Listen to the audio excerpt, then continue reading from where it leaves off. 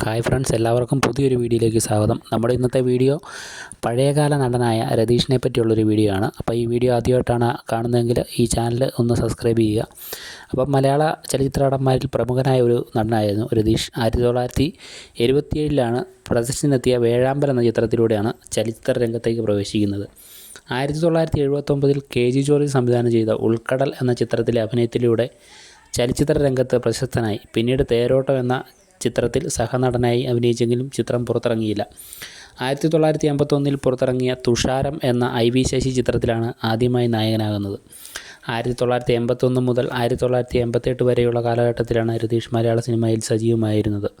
ഈ കാലയളവിൽ മോഹൻലാലിനും മമ്മൂട്ടിക്കുമൊപ്പം ഈ നാട്, രാജാവിൻ്റെ മകൻ, വഴിയോര കാഴ്ചകൾ, അബ്കാരി, ഉണരു, ജോൺ ജാഫർ, ജനാർദ്ദൻ എന്നീ ചിത്രങ്ങളിൽ നിരവധിയായ ശ്രദ്ധേയമായ വേഷങ്ങൾ ചെയ്തു. 1990 രതീഷ് ചലച്ചിത്ര രംഗത്ത് നിന്നും പൂർണ്ണമായും വിട്ടുനിന്നു. 4 വർഷത്തെ ഇടവേളയ്ക്ക് ശേഷം ഷാജി കൈലാസ് സംവിധാനം ചെയ്ത കമ്മീഷണർ എന്ന ചിത്രത്തിലൂടെ സിനിമയിലേക്ക് വീണ്ടും തിരിച്ചെത്തി. നടൻ സത്താറുമായി ചേർന്ന് 3 ചിത്രങ്ങൾ, ഐ ദ ഗ്രേറ്റ്, ചക്കിയൊത്ത ശങ്കരൻ എന്നീ ചിത്രങ്ങൾ ഒറ്റയ്ക്ക് നിർമ്മിക്കുകയും ചെയ്തു. ഭാര്യ ഡയാന, മക്കൾ പാർവതി രതീഷ്, പത്മ രതീഷ്, പ്രണവ്. ഡിസംബർ 23 അദ്ദേഹം അന്തരിച്ചത്.